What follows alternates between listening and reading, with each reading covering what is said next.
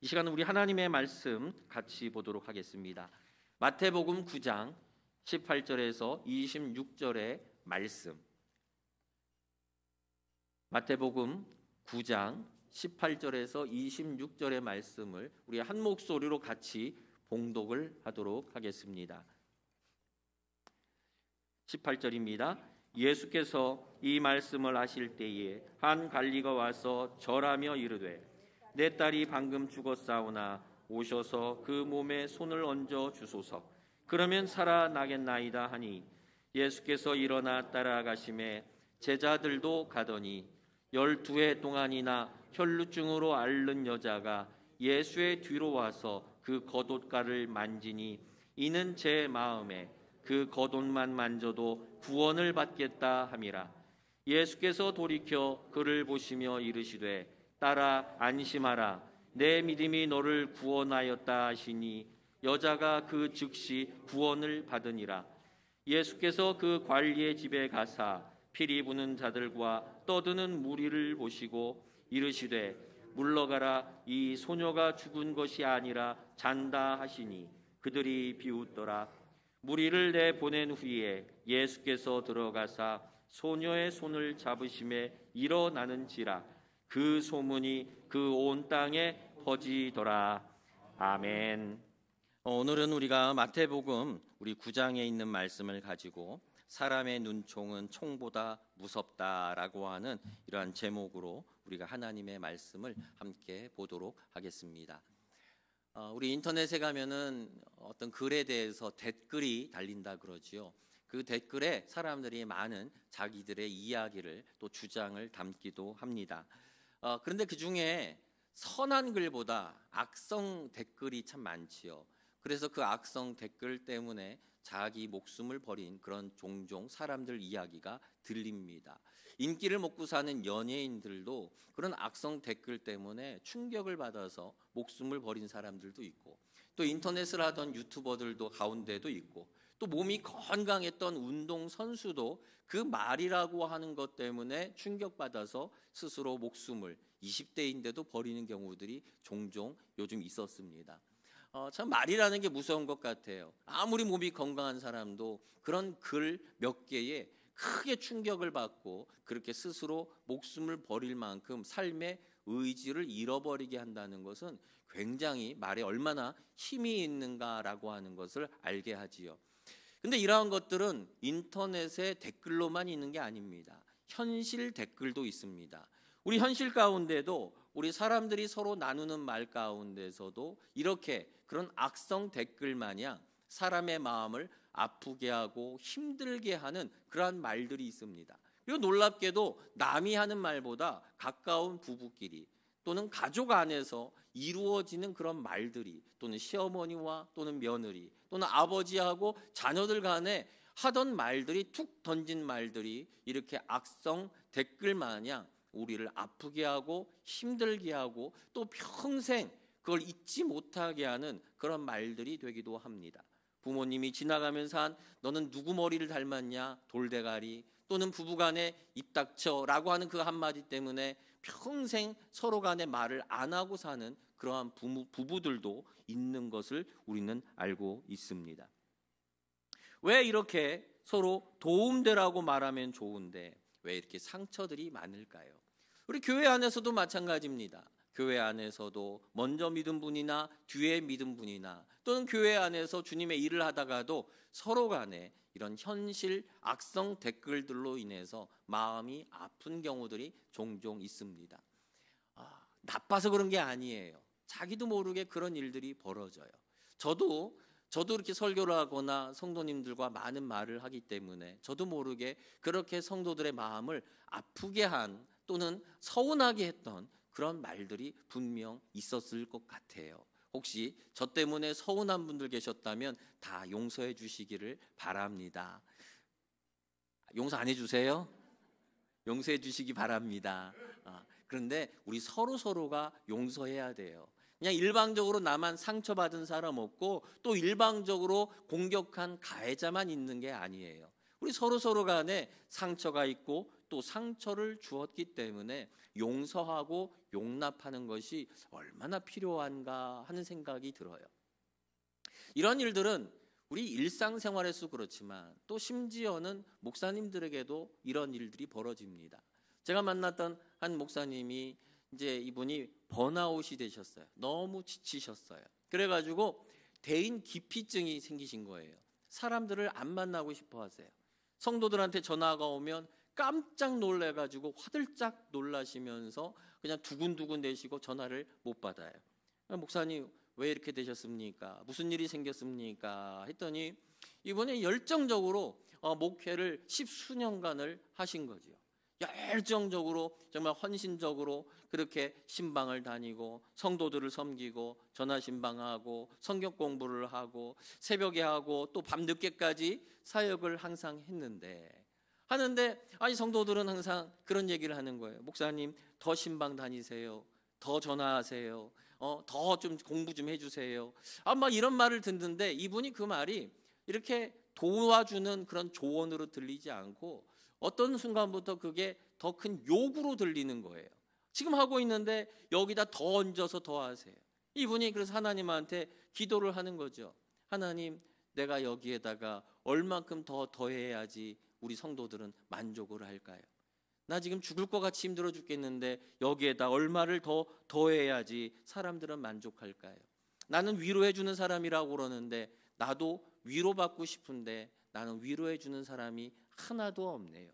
이분이 이렇게 되면서 하나님한테 원망하는 말을 하고 기도하신 거죠. 이제 그런 가운데 이분의 모든 기운이 사실 번아웃되고 빠져나가고 그러면서 그렇게 대인 기피증과 어려움에 빠지신 모습을 볼 수가 있었습니다. 우리 모두가 똑같아요. 우리 모두가 이런 말들, 대하는 태도, 그리고 그런 눈빛, 이런 것에 의해서 우리는 자주 상처를 받고 어떤 분은 그런 상처에서 헤어나오지 못하는 경우들도 있고 또 어떤 분들은 더 그렇게 자기가 상처 준다는 걸 모른 채 더 상처를 주는 경우들도 우리는 보게 됩니다. 오늘은 우리가 마태복음 이 9장의 말씀을 가지고 우리는 이 성경 속에서 우리를 믿어주시고 또 우리를 칭찬해 주시는 그러한 언어를 표현해 주시는 우리를 안아주시는 우리 예수님을 우리는 오늘 만나기를 소망합니다. 혹시 우리 가운데 위로가 필요하신 분들 계십니까? 오늘 위로의 예수님을 만나시고 격려가 필요하십니까? 우리를 격려해 주시고 붙잡아 주시는 우리 예수님을 만나는 귀한 은혜의 시간 되기를 소망합니다. 오늘 이 9장의 이 장면은 우리가 잘 알고 있는 장면입니다. 얼마나 이 장면이 유명한 거냐면은 사복음서 마태, 마가, 누가, 요한 이 네 가지 복음서는 각각 다른 목적을 가지고 성경을 쓰여졌습니다. 그런데 마태, 마가, 누가 이 네 개 중에 세 군데에 오늘 이 성경의 이 장면이 그대로 다 기록이 되어 있습니다. 어떤 성경에는 한 가지만 유일하게 드러나는 그런 장면들도 있습니다. 그런데 이 세 성경은 이 사건은 새 성경에 그대로 다 기록이 되어 있습니다. 그만큼이나 마태, 마가, 누가를 저술한 저자들도 이 장면은 예수님과 연관해서 꼭 이야기하고 싶었고 꼭 전하고 싶은 그러한 메시지가 들어 있었다는 것이지요. 이 성경을 읽어보게 되면은 이 세 가지 성경이 모두 다 공통적으로 이 두 장면을 묘사합니다. 사실 두 가지 사건이 들어있는 거예요. 하나는 야이로라고 하는 아버지가 내 딸을 살려주십시오라고 하는 장면과 사건과 또 하나는 중간에 혈루병으로 고생하던 여인이 예수님의 옷자락을 잡은 사건, 이 두 가지가 함께 들어가 있어요. 이 두 가지가 세 복음서에 따로따로 들어가 있지가 않고 항상 같이 세 가지가 기록이 되어 있습니다. 왜 그럴까요? 이 두 사건에는 공통점이 참 많이 들어가 있어요. 우선 혈루병을 앓고 있는 여인은 12년 동안 고생을 했습니다. 그리고 야이로의 딸은 누가복음에서는 12살 먹은 소녀다라고 이야기를 하고 있습니다. 그 당시에 지금은 우리 수명이 길어졌으니까 장수들을 하시지만 이 당시에는 영양 부족과 이런 것들로 인해 가지고 수명이 짧았습니다. 그래서 소녀들은 이 10대가 되면 이제 12살부터 그 이후로는 이미 이제 시집갈 수 있는 나이다라고 합니다. 남자들은 13세가 되면 이때부터 성인식이 해당이 됩니다. 그래서 장가갈 수 있는 나이가 되는 거죠. 그러니까 지금 막 성인 될 수 있는 그러한 아이와 그리고 12년 12살 먹은 딸과 그리고 12년 동안 고생한 사람이 등장을 합니다. 똑같이 12예요. 또 하나 사람은 이 야이로의 딸은 인생을 막 시작하려는 사람이고, 그리고 12년 동안 혈루병 고생한 사람은 성인으로서 일평생 고생한, 그래서 인생을 시작하는 사람과 인생을 다 치룬 두 사람의 인생의 시작과 끝이 들어가 있습니다. 그리고 두 사람이 각각 맞닥뜨리고 있는 것은 인간의 힘으로 어떻게 할 수 없는 극단적인 상황이지요. 야이로의 딸은 이미 죽은, 이걸 어떻게 할 수 없는 죽음이라고 하는 상황이고, 또 혈루병 걸린 여인은 많은 의사들이 고치려고 했지만 고치지 못한 불치병이라고 하는 그런 인생의 막다른 그런 벼랑에 서 있는 그러한 인생들의 이야기입니다. 둘 다 자기의 힘으로, 자기의 능력으로, 그리고 사람의 기술로 어떻게 할 수 없는 극단적인 상황 속에 놓여 있는 사람들입니다. 그러나 이 두 사람은 또 차이가 있습니다. 어떤 차이가 있느냐? 야이로라고 하는 이 사람은 오늘 성경에서는 관리라고 표현을 했습니다. 근데 누가복음에서는 뭐라고 표현했느냐? 회당장이라고 이야기를 했습니다. 이거는 틀린 걸까요? 각각 다른 이야기일까요? 아니에요. 똑같은 거예요. 그 당시에 한 지역을 가리킨 다스리는 관리들은 주로 7명 정도가 존재했다고 합니다. 7명이 각각의 영역을 다스렸습니다. 그리고 회당에는 약 3명의 회당장들이 존재했다고 합니다. 그런데 동네가 작으면은 겸직을 했대요. 그래서 관리가 되기도 하고 또 동시에 회당장의 역할을 하기도 했습니다. 야이로는 야이로라고 하는 이름이 있다. 이거를 한자로 하면 뭐겠습니까? 유명이겠죠. 이름이 있는 유명한 사람이고, 그리고 그 지역 사회에 힘을 발휘할 수 있는 유력한 사람이기도 했습니다. 근데 이에 비해서 12년 동안 고생했던 이 여인은 이름이 끝내 나오지 않습니다. 이름이 중요하지 않았을 수도 있어요. 그러나 이름이 없는, 한자로 말하면 무명한 그러한 여인이었고, 또 거기에 힘이 없는 무력한 여인이었습니다.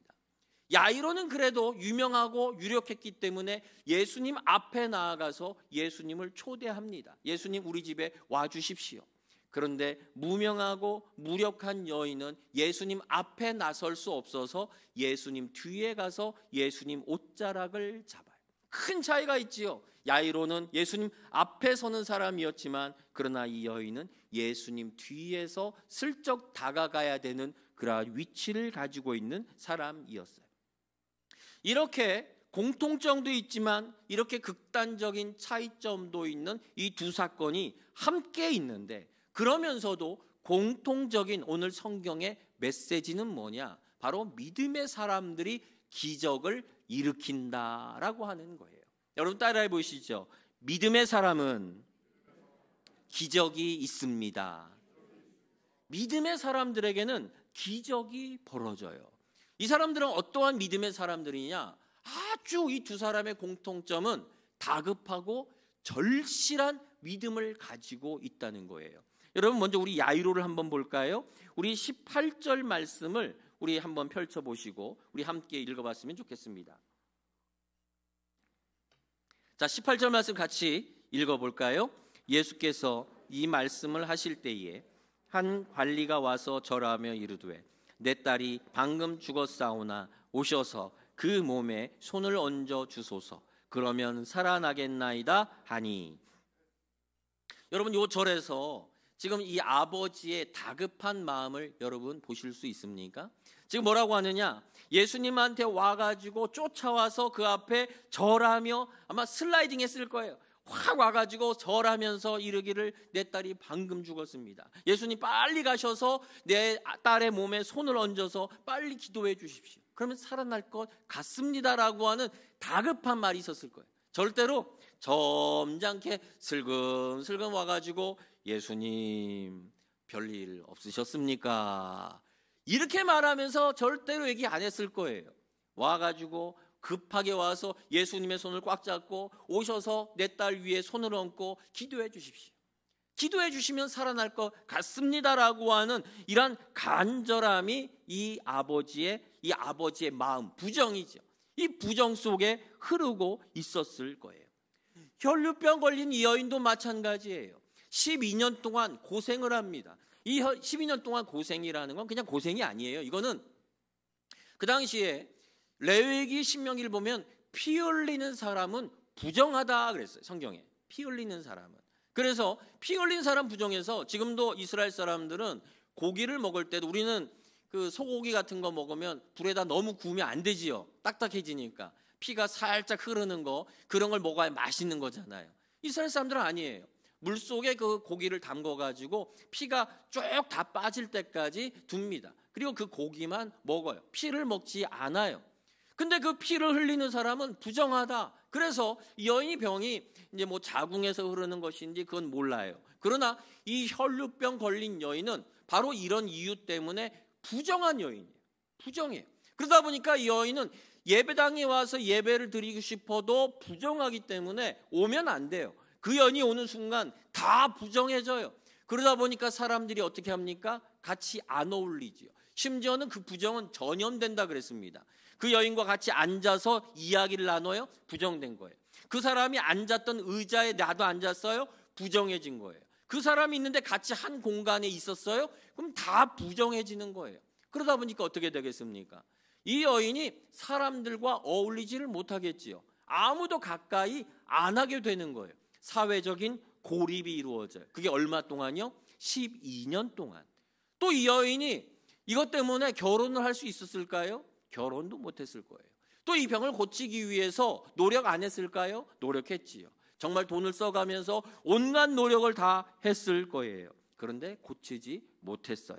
근데 이 여인이 예수님이 오셨다라고 하는 말을 듣고 이 여인의 마음이 어떠했겠습니까? 간절했어요. 예수님을 내가 꼭 만나야 되겠다라고 하는 그 간절함이 이 여인에게 있었다는 거예요. 이게 뭐냐?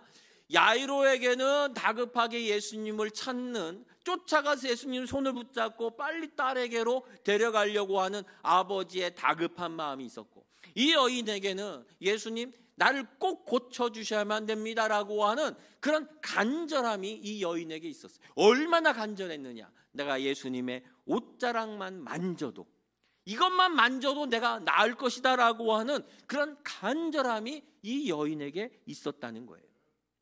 여러분, 이건 중요한 겁니다.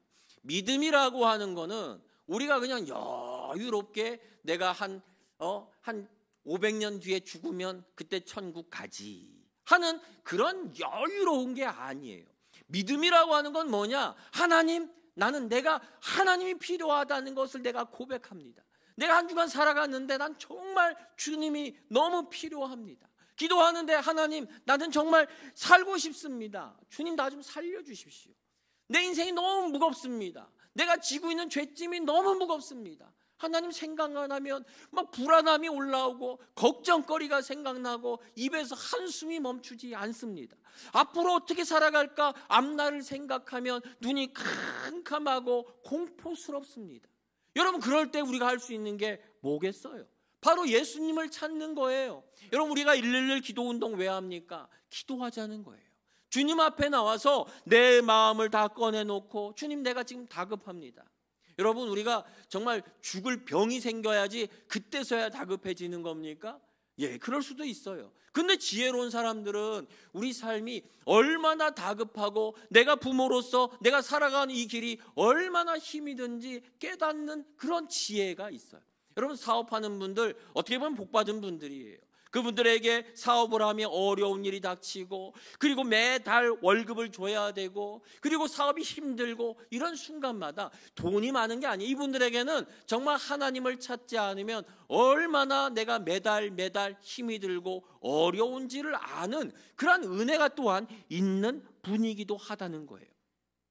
여러분, 우리 마음속에, 우리의 신앙 가운데 이 다급함, 간절함, 진실함이 있기를 소망합니다. 여러분, 오늘 예배 드리는 것도 생각해 보세요.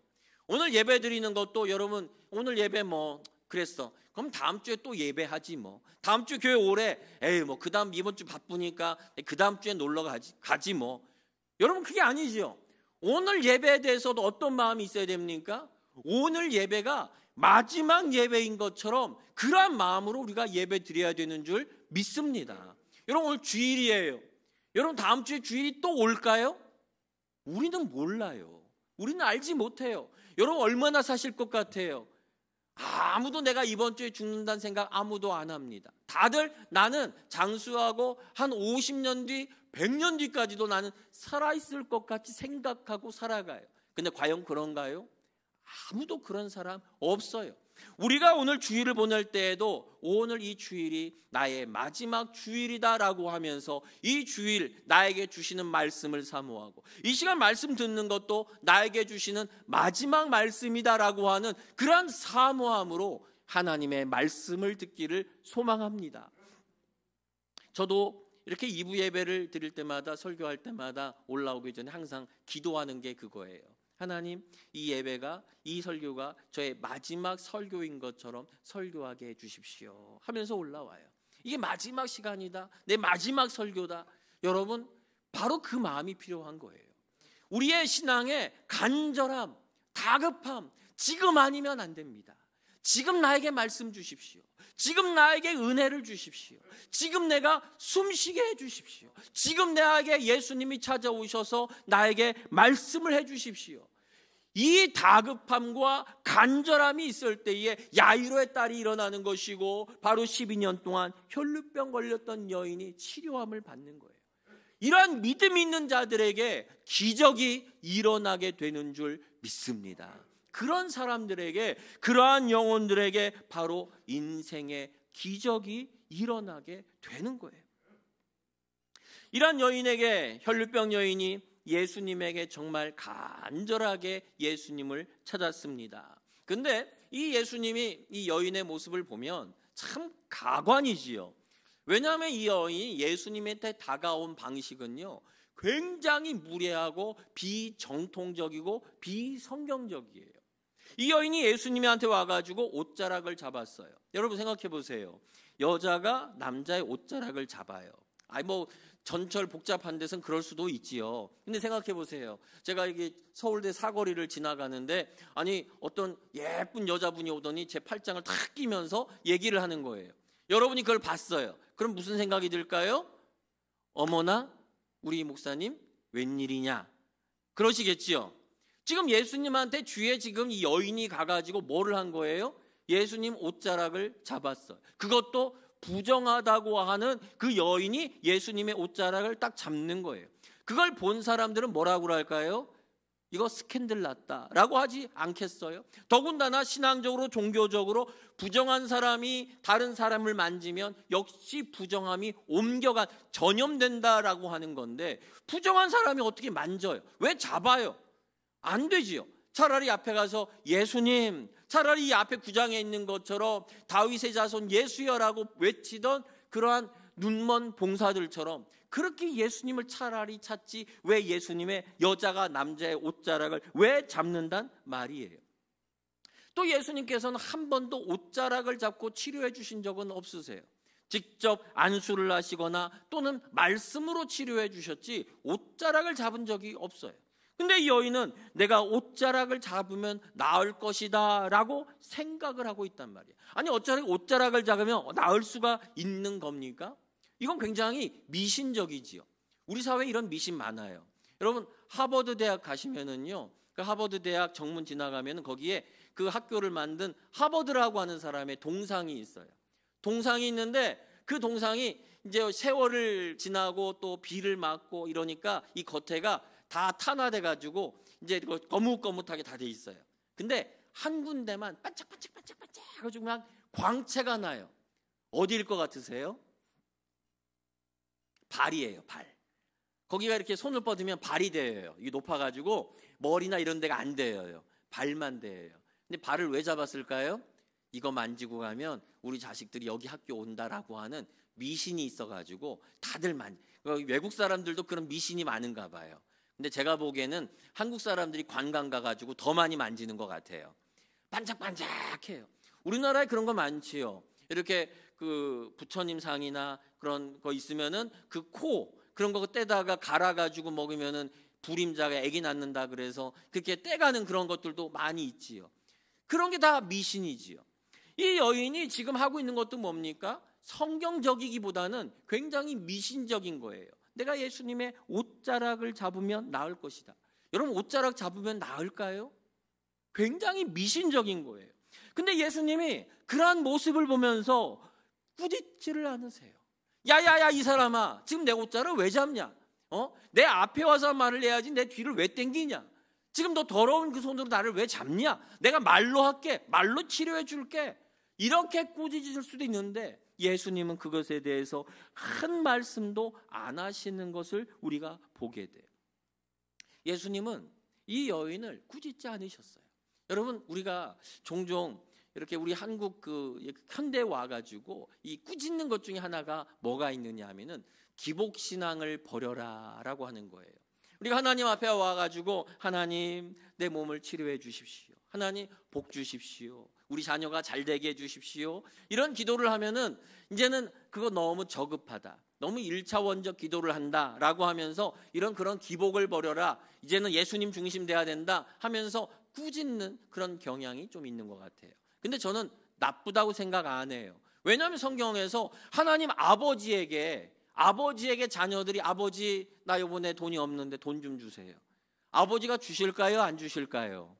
주시겠지요. 당연히 주실 거예요. 더 많은 걸 주시겠죠. 몸이 아파요. 치료해 주시겠지요. 그게 부모님의 마음이에요. 하물며 하나님 아버지께서 사랑하는 우리 자녀들의 간구하는 것을 안 들어주시겠습니까? 기복은 나쁜 게 아니에요. 다만 이것이 기복 신앙이 되어가지고 복이 제일 위에 올라가 있으면은 그때부터는 욕심이 우상이 되기 때문에 그게 나쁜 거지요. 기복이 나쁜 게 아니에요. 이 여인이 예수님의 옷자락을 당긴 거 이거 미신적인 게 분명해요. 그러나 그 당겼지만 그거 옷자락 신앙이라고 할 수 있을 것 같아요.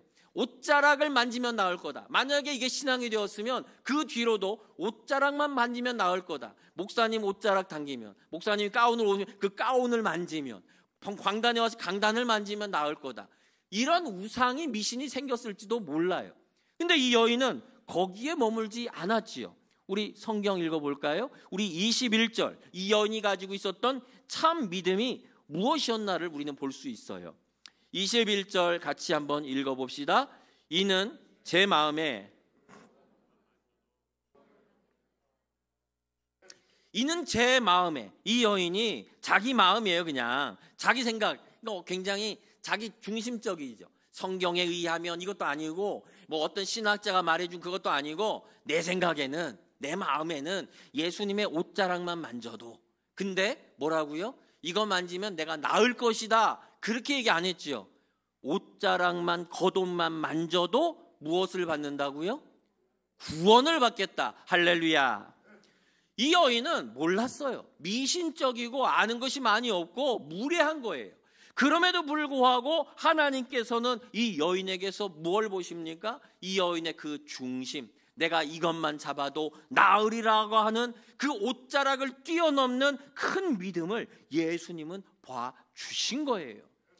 하나님은 예수님께서는 그 믿음을 보시고 그 중심을 보시고 그래서 뭐라고 부르십니까? 우리 몇 절인가요? 22절. 우리 22절 같이 읽어볼까요? 예수께서 돌이켜 그를 보시며 이르시되 따라 안심하라. 예, 거기까지만요. 예수님께서 자기 옷자락을 만진, 아마 티도 안 나게 잡았을 거예요. 살짝, 예수님도 모르게 살짝 잡았겠지요. 그런데 누가복음 보니까 능력이 빠져나가는 것을 예수님이 아셨어요. 돌아보시고 이 여인에게 뭐라고 부르십니까? 이 예의도 모르는 이 무례한 사람아. 그렇게 말하지 않으셨어요. 뭐라고 부르세요? 딸아, 내 딸아라고 부르세요. 딸아, 내 아들아, 내 딸아. 이 여인이 12년 동안 얼마나 움츠렸겠어요.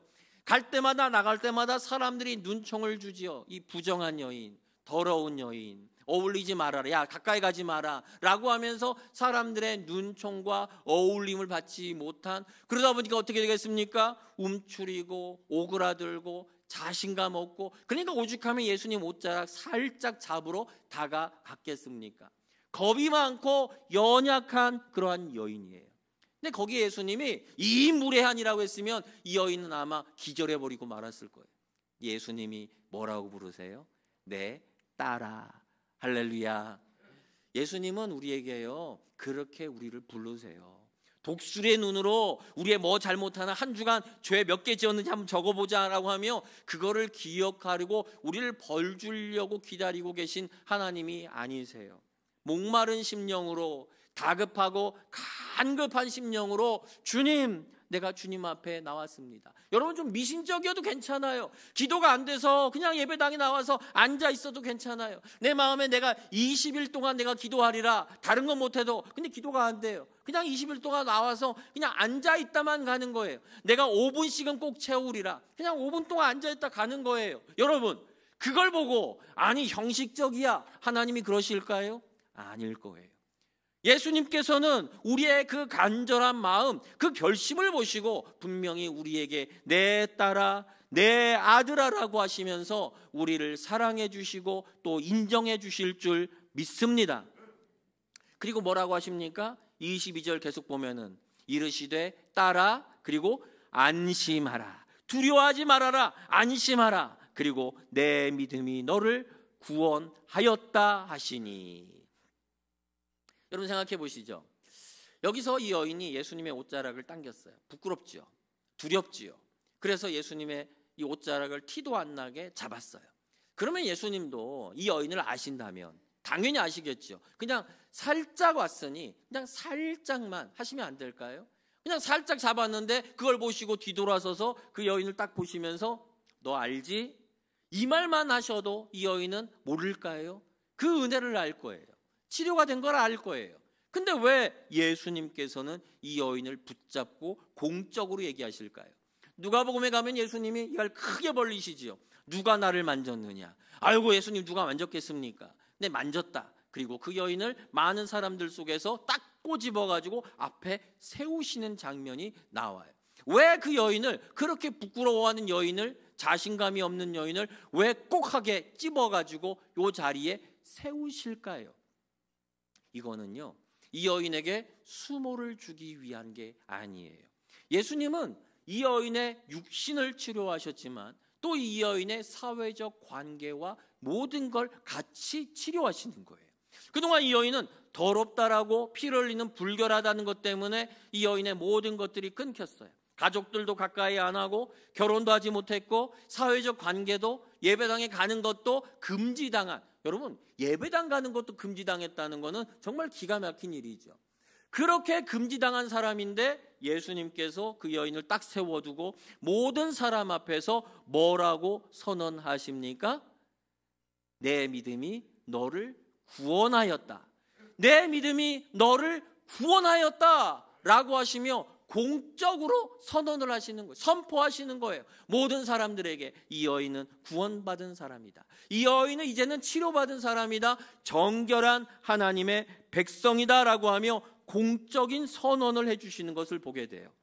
얼마나 큰 은혜입니까? 이 여인의 몸이 치료되었지만 또한 사람들의 종교적인 그리고 사회적 관계까지도 예수님께서는 회복시켜 주시는 그러한 은혜를 우리는 여기서 보게 돼요. 예수님은 우리를 이렇게 치료해 주십니다. 우리의 육신과 또 우리가 만나고 있는 많은 문제들, 내가 알았던 문제나 몰랐던 문제까지도 우리 예수님은 치료하기를 원하세요. 여러분에게는 어떠한 문제들이 있으십니까? 어떠한 괴로움들이 있으며 죄짐들을 여러분들은 쥐고 있습니까? 여러분, 예수님이 이 모든 문제를 해결하실 바로 그 하나님이신 것을 믿으십니까? 야이로처럼 예수님의 손을 붙잡고 가서 예수님 치료해 주십시오.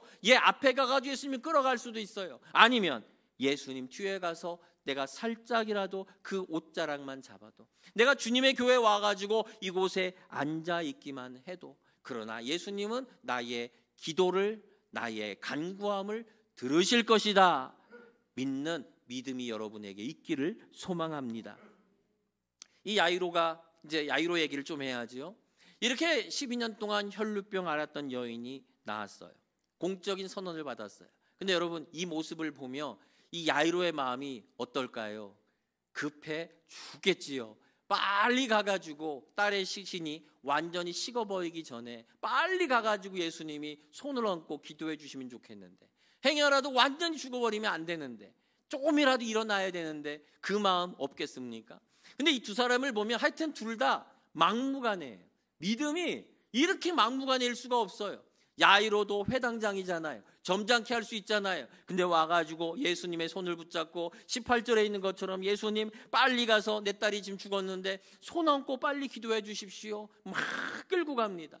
이 여인, 12년 동안 혈루병 걸렸던 여인, 아유 무례하게 뒤에 다가와서 예수님의 옷자락을 당기며 막무가내로 예수님의 은혜를, 치료를 구하는 그러한 모습을 보게 됩니다. 여러분, 다른 거 다 예의 바르고 다 하셔도 좋아요. 그런데 우리가 믿음 생활에 있어서만은 막무가내로 예수님한테 다가가기를 소망합니다. 막무가내로 가는 거예요. 그냥 가리지 않고 예수님한테 가서 기도할 줄 몰라도 그냥 막무가내로 와서 앉아가지고 주님하고 이름 한 번씩만 불러봐도 돼요. 다른 거 할 줄 모르면 그냥 기도하는 자리에 같이 와서 남들 기도하는 거 같이 따라서 앉아 있기만 해도 하나님의 은혜가 임할 줄 믿습니다. 막무가내예요. 그렇게 예수님이 이 두 사람에게 이끌려서 가시는데 이 야이로의 딸에게 갔더니, 이 막무가내 신앙은요 또 잘하는 게 뭐냐, 행동을 잘해요. 갔더니 예수님께서 뭐라고 하시느냐, 이렇게 말씀하시지요. 우리 24절 말씀 읽어봅시다. 24절 시작. 이르시되 물러가라, 이 소녀가 죽은 것이 아니라 잔다 하시니 그들이 비웃더라. 예수님이 지금 뭐라고 하셨느냐, 내가 이 소녀를 살리겠다, 이 말을 하니까 사람들이 뭐라고요? 비웃더라. 그래도 여기 온 사람들은 뭐예요? 그래도 슬픔을 같이 하겠다고, 그리고 온 사람들이잖아요.